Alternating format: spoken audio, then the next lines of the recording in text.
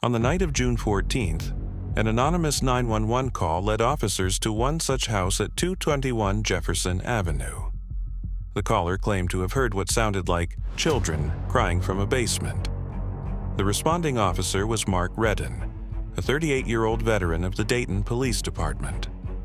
Known for his composure and record in missing person cases, he was one of the most respected men in the department. The call, logged at 10:42 p.m., was routine on paper, a suspected child neglect incident. Dispatch noted that Redden arrived on the scene within 6 minutes. 3 minutes later, his body-worn camera stopped transmitting. The internal log showed a manual deactivation. The next morning, neighbors reported seeing Redden's patrol car parked outside the residence for more than an hour. When backup units arrived after sunrise, the house was quiet, the lights still off, the vehicle gone. Inside, officers found nothing unusual.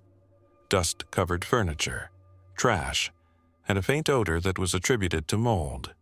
The report was filed as a false alarm.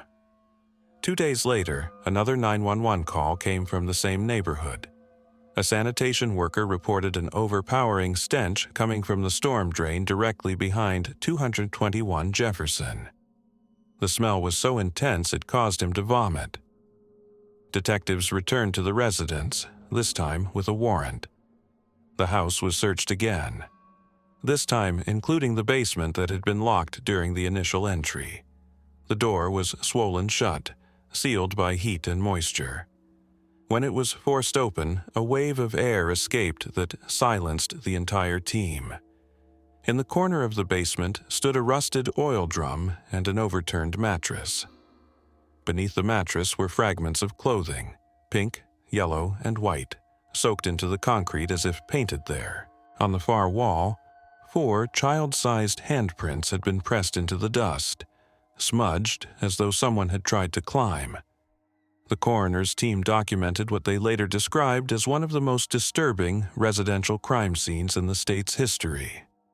The remains of 4 young girls, all believed to be between the ages of 6 and 12, were discovered partially concealed behind insulation panels. Their bodies showed signs of prolonged confinement. Every window in the basement had been boarded shut from the inside. The discovery triggered an immediate internal inquiry.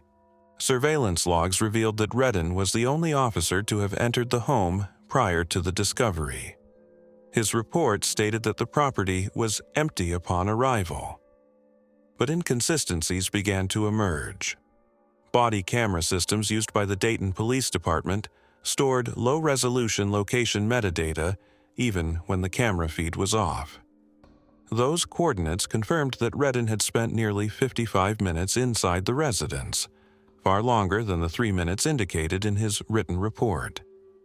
When questioned, he claimed to have been checking surrounding structures for signs of trespassers. However, neighborhood footage from a private security system showed his patrol car never left the driveway during that time. Investigators reviewed Redden's previous cases. Over the past 5 years, he had responded to 9 separate welfare checks involving minors. 6 of those incidents were closed without formal documentation. The connection seemed coincidental at first, until one of the archived calls was re-examined. In 2007, a nearly identical call had come from the same 911 number as the most recent one. A woman reporting children screaming in a vacant house. The responding officer had been Redden. That case, too, had been marked as no evidence found. By the end of the week, forensic specialists completed the initial analysis of the basement. 3 of the victims were determined to have died from blunt force trauma. The 4th, the youngest, had likely succumbed to suffocation. The estimated time of death was consistent with the night of June 14th, the same night Redden responded to the first call. Blood traces were found on the underside of his department-issued boots, collected from his locker during the mandatory review. The material was faint, embedded deep in the tread, and initially overlooked during inspection. When tested, the DNA matched one of the victims. The Internal Affairs Division launched what they called a silent investigation, a classified probe meant to avoid public disclosure until charges could be verified. Redden was temporarily reassigned to administrative duties. In official memos, the department cited procedural irregularities rather than criminal suspicion. The community, unaware of the unfolding investigation, continued to view him as a decorated officer. During the following days, detectives reconstructed the timeline of the call using dispatch records, cell tower pings, and vehicle GPS. They discovered a 32-minute gap between the time Redden turned off his body cam and the moment he re-enabled it while driving away from the scene. The department's internal system showed that his in-car computer had been manually disabled during that same period. When rebooted, the system contained a corrupted file labeled basementreport.doc, last edited at 11:27 p.m. Forensic recovery later revealed fragments of that document. It contained partial sentences, phrases like false alarm, children not present, and caller may be unstable. At the bottom of the file, investigators found a single incomplete line: all four quiet now. The following week, Redden filed a medical leave request citing stress and psychological exhaustion.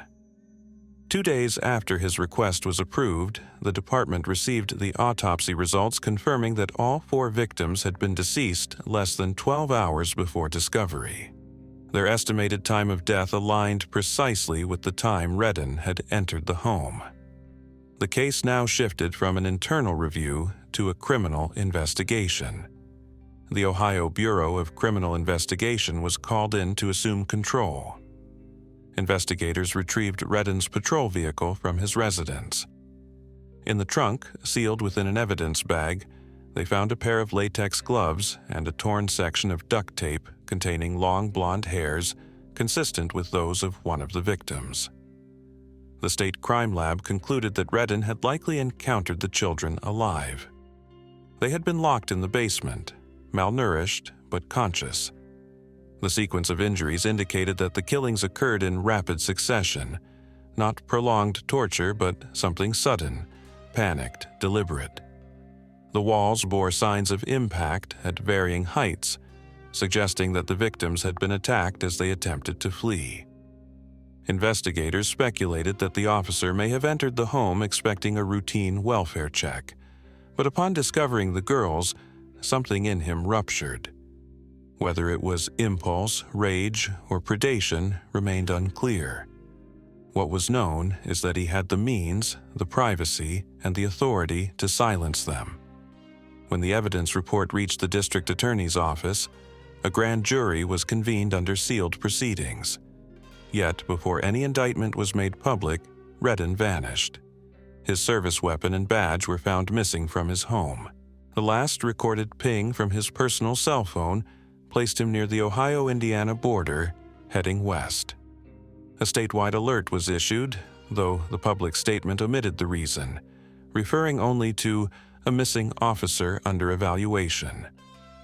Within the department, silence tightened.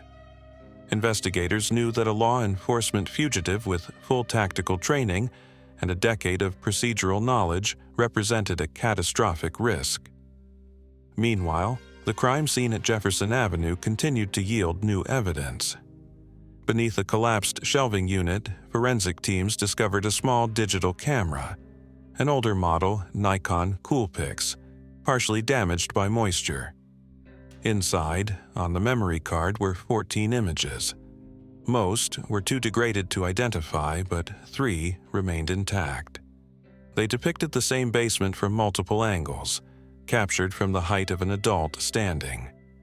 The final image was time-stamped 11:24 p.m., the exact minute Redden's body cam was reactivated as he exited the property. The final image showed the 4 victims seated on the floor, facing the wall. Their hands were visible, their eyes closed. It was unclear whether they were already dead. The release of that image to the Internal Investigation Unit confirmed what had been suspected. Redden had documented the aftermath himself. The discovery forced the department into an emergency press conference. Yet, even then, the official statement framed the incident as an ongoing inquiry into officer misconduct. The truth was too severe to announce publicly without evidence beyond reasonable doubt. Behind closed doors, investigators combed through Redden's psychological evaluations, partner reports, and disciplinary files. Nothing suggested instability. He had no prior complaints of excessive force, no history of misconduct.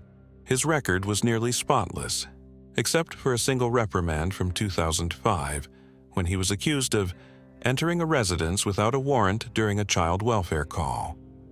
The charge was dismissed after the parent refused to testify. By July, national agencies had joined the manhunt. The FBI's Behavioral Analysis Unit profiled Redden as a controlled predator with professional camouflage. He would, they said, use his familiarity with police procedure to stay ahead of pursuit. For Dayton residents, the story barely registered. A brief news mention of a missing cop. The public had not yet learned what was buried under the house on Jefferson Avenue.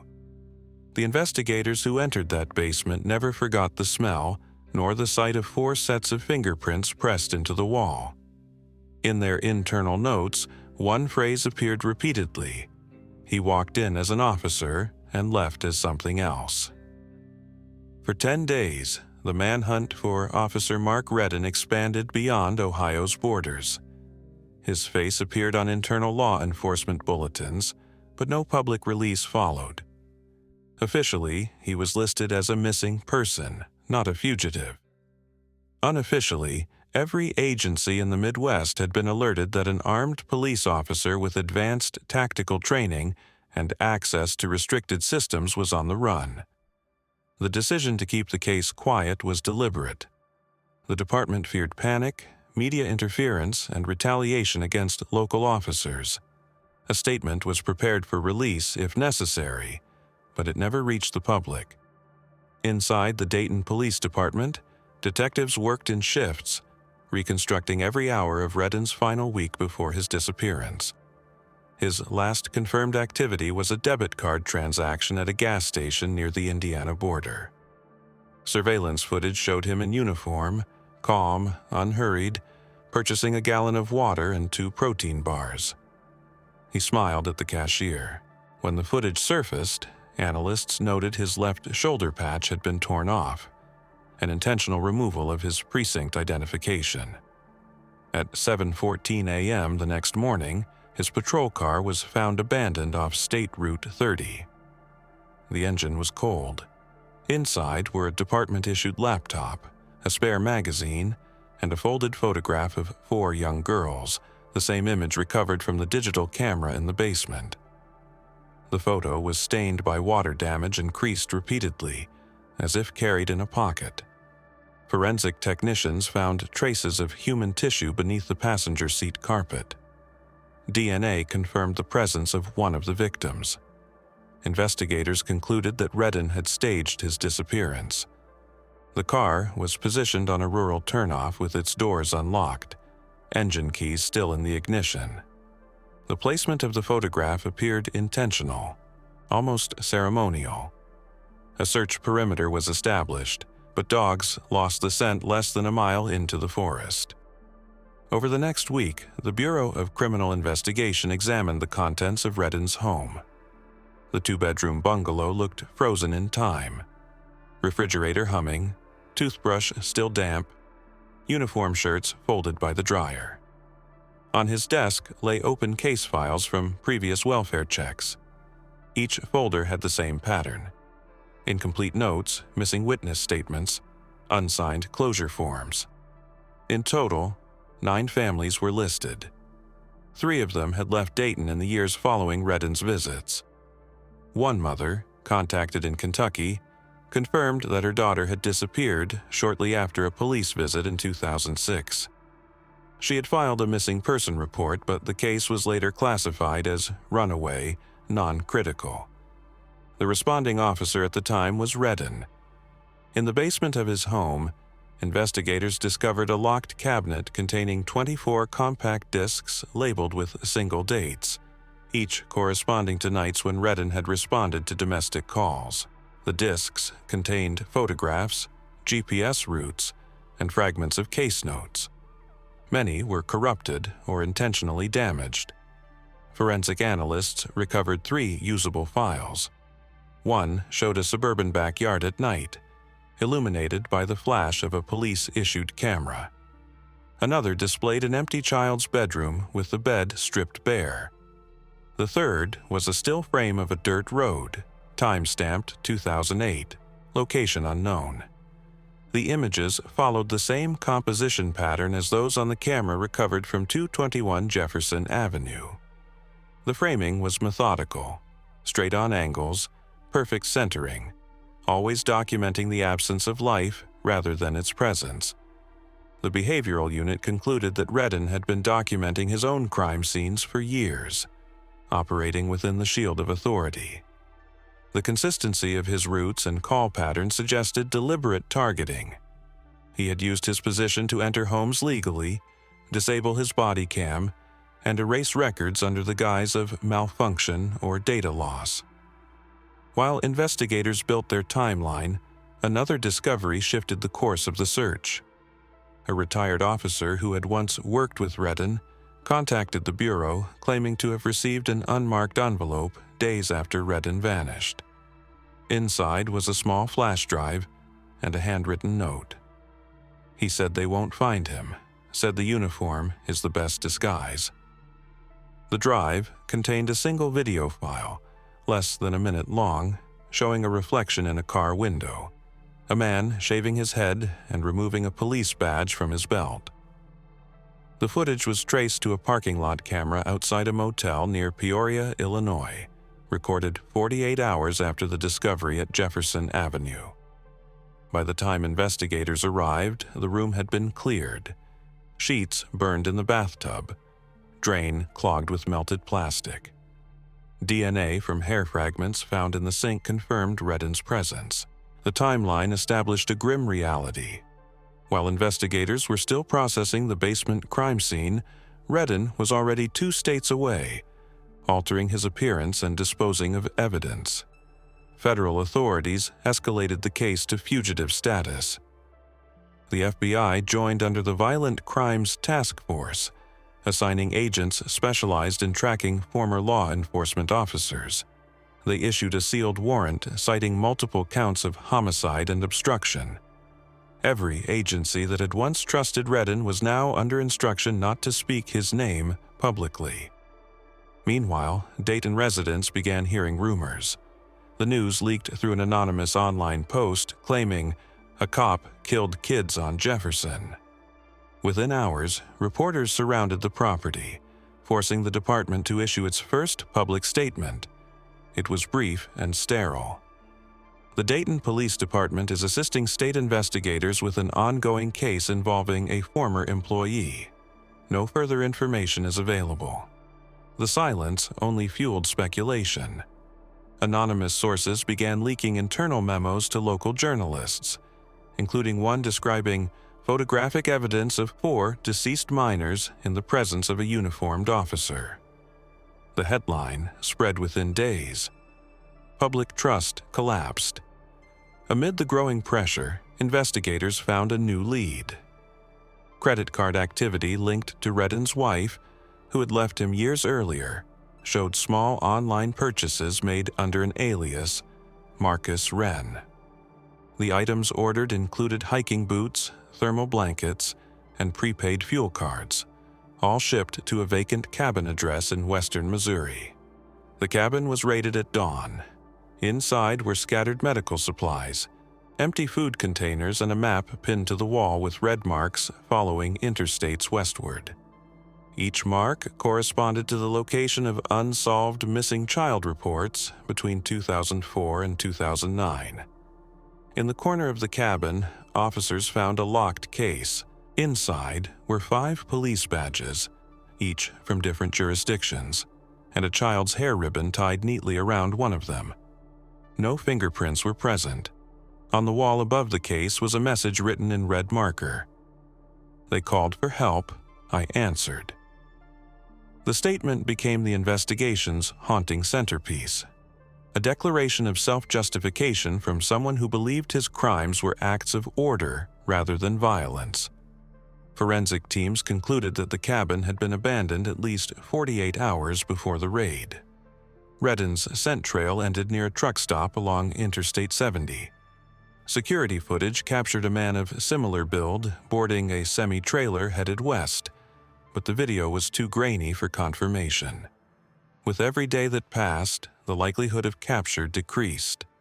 Yet, investigators persisted, building a detailed psychological profile. They believed Redden's killings followed a distorted version of protective intervention, entering homes where neglect was reported, then deciding the children were beyond saving. The ritual documentation, the silence, and the absence of clear motives suggested a deep moral delusion rather than impulse. Back in Dayton, internal divisions tore through the department. Officers who had served alongside Redden were interrogated, suspended, or reassigned. Files once considered closed were reopened. The city's mayor ordered an external audit of all 911 response logs dating back a decade. Patterns began emerging across counties: mismatched timestamps, unexplained signal losses, and unfiled reports. By late August, investigators narrowed the search to a stretch of desolate highway near the Kansas border. Local police received a tip from a trucker claiming he'd given a ride to a man who talked like a cop.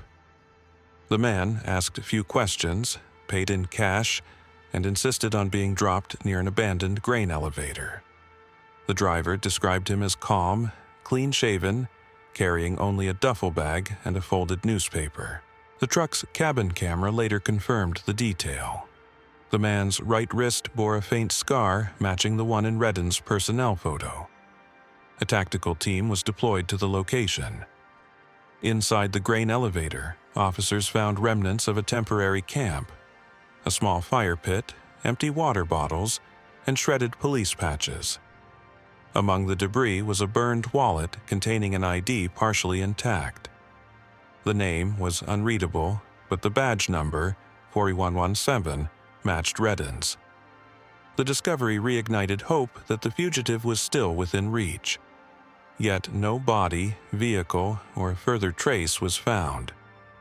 Blood spatter on the concrete floor was analyzed. It matched Redden's DNA. Whether it indicated injury or staged death remained uncertain. Investigators began to suspect he had orchestrated his own disappearance, either suicide disguised as escape or disappearance disguised as death. Every lead beyond that point dissolved into dead ends. Weeks later, a field report arrived from a sheriff's deputy in rural Colorado. A patrol drone had captured an image of a man walking along an irrigation canal at dusk, wearing a faded police jacket stripped of insignia. The man's gait, height, and build matched Redden's profile. When a ground unit reached the area, only footprints remained, leading into a floodplain that swallowed the trail. By autumn, the Bureau's report concluded that Redden had either crossed into Mexico or died in the wilderness. Officially, the case remained open. Inside the Dayton Police Department, the fallout deepened. The district attorney resigned. Lawsuits emerged from families of past victims tied to uninvestigated calls. The department's digital record systems were seized and audited by federal oversight teams. But for those who had entered the basement on Jefferson Avenue, the case never ended. They referred to it simply as the house, refusing to say his name. Among their private notes, one phrase appeared in near-identical handwriting across multiple officers' journals. He didn't hide behind the badge hid him. By the end of 2009, the Ohio Bureau of Criminal Investigation issued a confidential memorandum stating that the evidence linked Redden to at least 12 disappearances across 4 states. It concluded that his pattern of activity, responding alone to welfare calls, disabling cameras, erasing logs, had created the perfect infrastructure for predation. He was not a man who broke down one night and lost control. He was a man who built control into every layer of his life until it became indistinguishable from duty itself. The final section of the report closed with a sentence that investigators would quote for years afterward. In the basement of Jefferson Avenue, the badge finally looked back at itself. Winter settled over the Midwest before any sign of Mark Redden returned. The official search had quieted by then, replaced by administrative reports, congressional inquiries, and lawsuits. What remained was the silence, the kind that follows an investigation too large to name publicly. In December of 2009, 6 months after the discovery on Jefferson Avenue, a local deputy in a small town near Durango, Colorado, noticed a man camping along an abandoned railway. The area was barren in winter, miles of frozen terrain, no shelters, no traffic. The man carried a fake Colorado identification card under the name Daniel Hurst. When approached, he cooperated fully, quiet, composed, answering each question without hesitation. He was thin, his beard overgrown, his face sunburned and aged far beyond his years. It wasn't until fingerprints were processed that the deputy realized who he had been speaking to. The confirmation came 2 days later through the FBI's integrated automated fingerprint system. The print belonged to Officer Mark Redden, missing since June, wanted on multiple homicide charges. He had been living in a rusted freight car, insulated with police reports, duct tape, and old sleeping bags. Inside the car, investigators found notebooks filled with case numbers, timestamps, and GPS coordinates, all referencing child welfare calls. Each page contained 2 columns: call received and call closed. Every entry ended with a short phrase in his handwriting: they were alone. Redden surrendered without resistance. During transport, he remained silent, eyes fixed on the floor, hands folded loosely on his lap. When questioned about his injuries, bruises across his ribs, cuts on his hands, he said nothing. His pulse and breathing were steady, almost meditative. The man who once commanded a city's trust now sat chained between federal marshals, unblinking and calm. At the FBI field office in Denver, the interrogation lasted nearly 8 hours. Agents described him as detached, polite, and entirely without effect. He spoke in the same tone he had once used in routine reports. The transcripts revealed no overt confession, only fragments that later formed the foundation of the prosecution. He referred to his victims not as children, but as cases. He described the events at Jefferson Avenue as intervention. When asked why he deactivated his body camera, he replied, "Some things don't belong in evidence." Forensic psychologists who observed the interviews concluded that Redden exhibited traits of dissociative detachment, a form of compartmentalization common among long-term responders exposed to trauma. Yet, what set him apart was not the detachment itself, but the precision with which he weaponized it.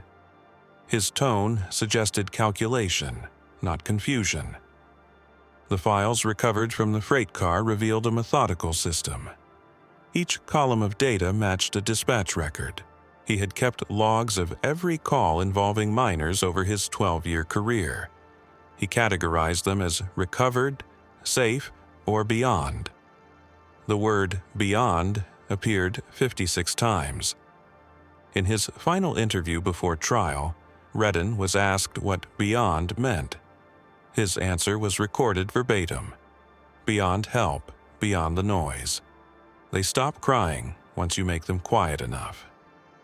The statement marked the end of any psychological debate.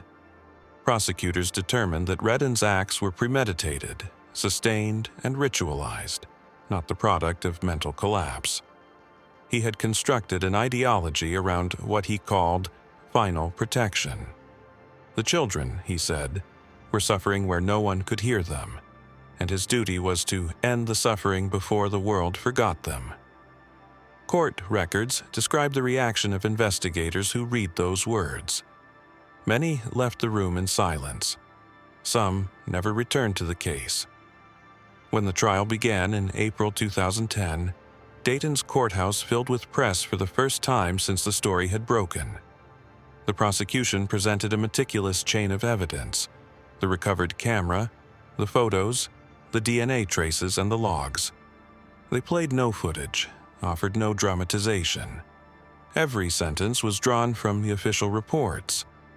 The defense built its case around the idea of trauma-induced psychosis, that Redden had witnessed too many child abuse cases, had crossed a moral threshold, and lost the ability to distinguish rescue from harm. But the state countered with the photographs.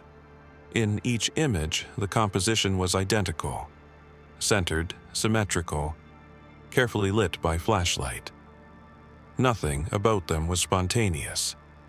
The jury deliberated for 9 hours. The verdict was unanimous. Mark Redden was convicted on 4 counts of first-degree murder and 8 counts of evidence tampering. He was sentenced to life imprisonment without parole in the Colorado State Penitentiary. But the story did not end there. After sentencing, Redden agreed to a single debrief with federal investigators under the condition that no audio or video recording would be made. Only written transcripts exist. The session lasted 5 hours. In that time, he detailed aspects of his career that no one had previously uncovered. He admitted to manipulating 911 call logs to assign himself to specific cases. He had memorized dispatcher codes, rewritten timestamps, and erased evidence using administrative privileges granted to senior officers. His system allowed him to appear first on scenes that met his criteria. The crimes were not random. They were filtered, selected, and scheduled. He also described how he used departmental language to mask his actions. In his reports, the phrase "child relocated" meant removal from the home. The phrase "scene cleared" meant termination. He had built his own vocabulary within the bureaucracy, and no one noticed. When asked if he regretted anything, Redden replied only once: "Regret is for accidents." Following his transfer to the federal facility, additional discoveries surfaced. In the weeks before his disappearance, Redden had contacted 3 active duty officers in neighboring states. Each had later resigned abruptly without explanation. Investigators traced payments from Redden's personal account to theirs, small amounts labeled consultation. The pattern suggested that he had begun forming a network of like-minded officers who shared his ideology of intervention. The possibility that his crimes extended beyond Ohio triggered a nationwide audit of child neglect reports between 2004 and 2009. Hundreds of files were re-examined. 17 cases previously classified as unfounded were reopened. 4 of them contained matching procedural anomalies: missing footage, falsified timestamps, and identical phrasing in final reports. Each bore Redden's signature. Forensic historians of the case later called it a closed circuit of authority. Redden's uniform had not been his disguise, it had been his camouflage. The system that should have stopped him instead provided every tool he needed.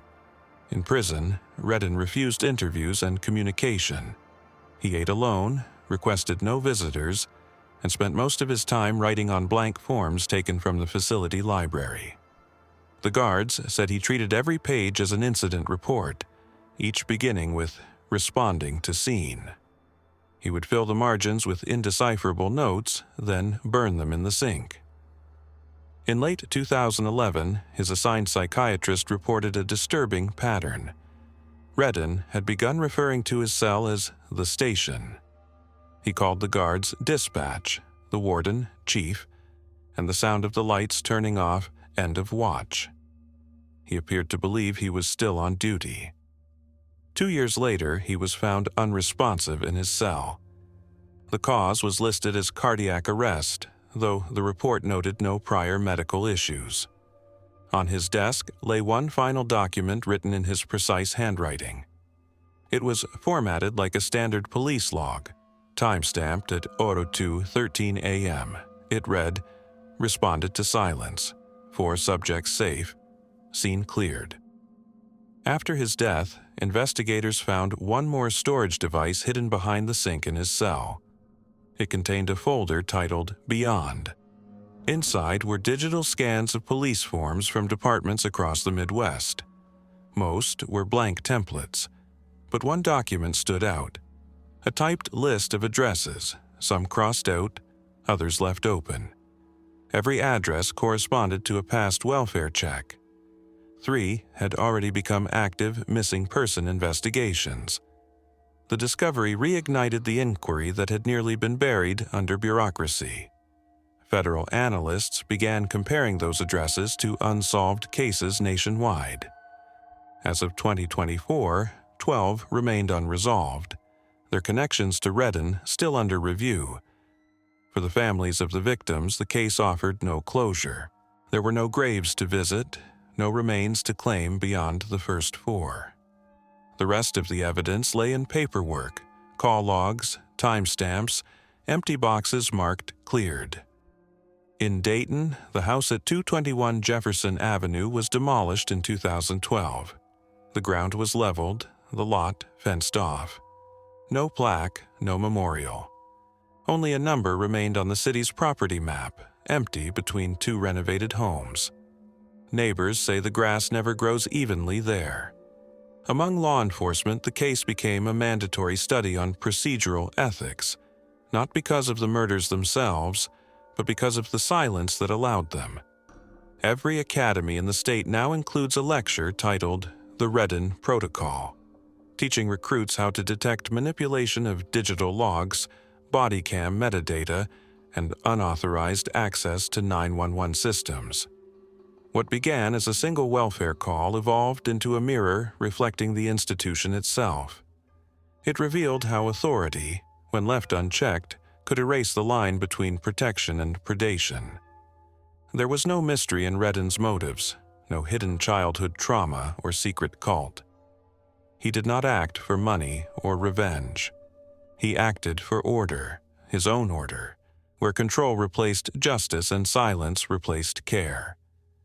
In the official closing statement of the Ohio Bureau of Investigation, filed 10 years after the discovery at Jefferson Avenue, the final paragraph reads, "The predator wore the uniform we trusted most. The system did not break, it obeyed him. The question that remains is not how he hid, but why it took so long for anyone to look."